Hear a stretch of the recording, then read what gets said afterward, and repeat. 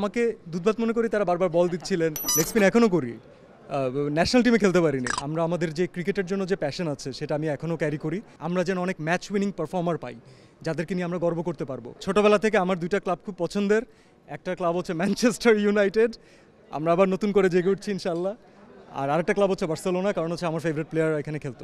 খুব সম্ভবত 16টা মুভি করেছেন ক্যামিও সহ। তো আজকে ওই অভিনেতা না, আজকে ক্রিকেটার যিনি নাকি লেগ স্পিনার হতে চেয়েছিলেন, পরে অভিনেতা হয়ে গেছেন। আমি সেই গল্পটা একটু ছোট্ট করে শুনতে চাই।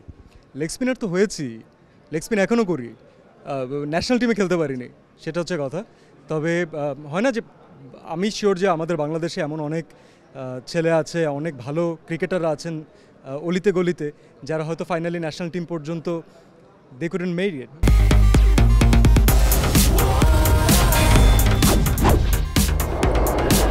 বাংলাদেশের প্রথম লিমিটলেস ইন্টারনেটে ছাড়িয়ে যাক নিজের লিমিট। সো আমি বলবো যে আমি তাদের রিপ্রেজেন্টেটিভ, যারা স্বপ্ন দেখেছিলেন কিন্তু তারা অন্য কিছু হয়েছেন, হয়তো ন্যাশনাল টিমে ওই অপরচুনিটি পাননি। তবে এটাও একটা অদ্ভুত ভালো ফিলিং যে আমরা আমাদের যে ক্রিকেটের জন্য যে প্যাশন আছে সেটা আমি এখনও ক্যারি করি, এবং যখনই যে কোনো জায়গায় যে অপরচুনিটি পাই এখনও কিন্তু খেলতে নেমে যাই। তো এটা একটা অদ্ভুত ভালোবাসা, এটা মনে হয় সারা জীবন থাকবে।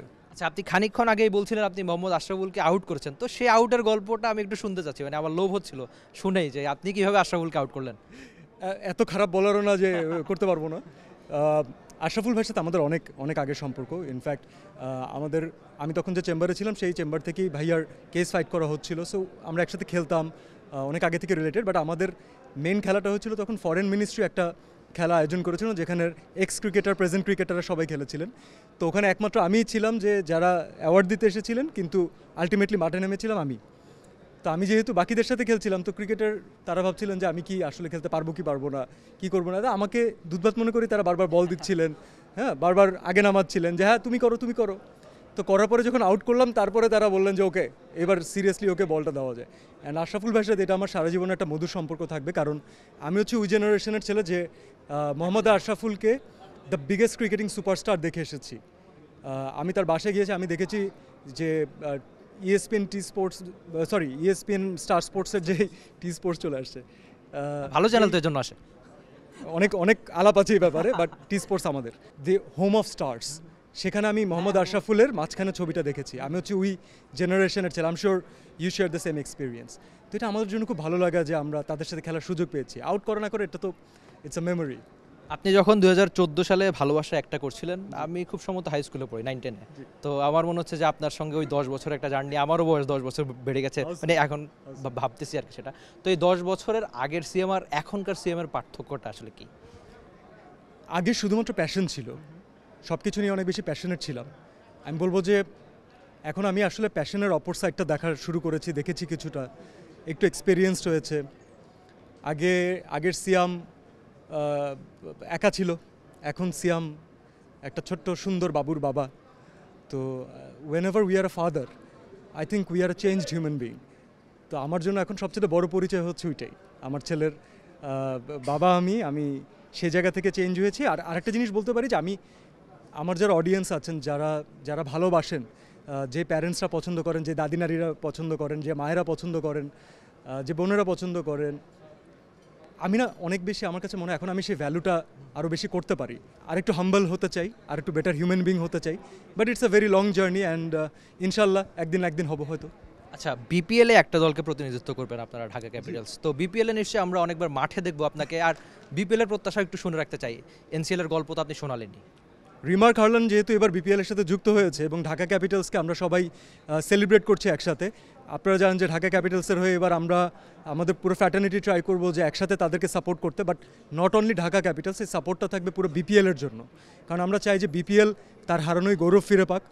অডিয়েন্সের যে ভালোবাসা ছিল, মানুষ বিপিএলকে, ক্রিকেটকে যে ভালোবাসা দিয়েছে সবসময়, আমরা চাই সেটাকে ফিরিয়ে আনতে। এবং it's Gaana be a blockbuster season ইনশাল্লাহ।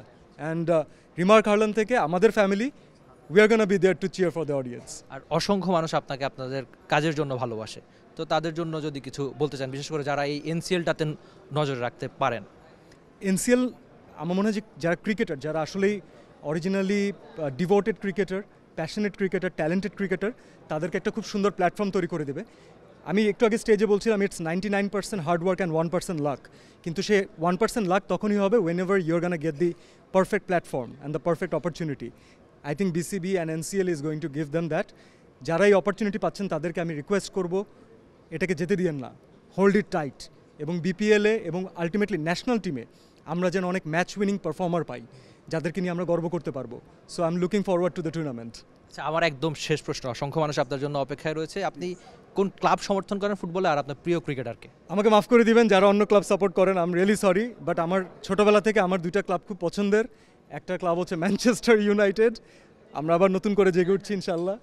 আর আরেকটা ক্লাব হচ্ছে বার্সেলোনা, কারণ হচ্ছে আমার ফেভারিট প্লেয়ার এখানে খেলতো, লিওনেল মেসি। কে সে? ইট ওয়াজ ডেভিড ভিয়া। আর প্রিয় ক্রিকেটার? অনেকে আছেন, বাংলাদেশে অনেকে আছেন।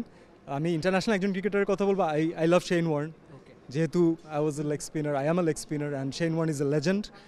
বাট বাংলাদেশের কথা বললে আমি বলবো আশরাফুল ভাই, তামিম ভাই, সাকিব ভাই, মাশরাফি ভাই, এভরিওয়ান, যারা হচ্ছে আমাদেরকে একটা অসম্ভব সুন্দর চাইল্ডহুড গিফট করেছেন এবং আমাদেরকে ক্রিকেটকে ভালোবাসতে শিখিয়েছেন, তাদের সবার জন্য।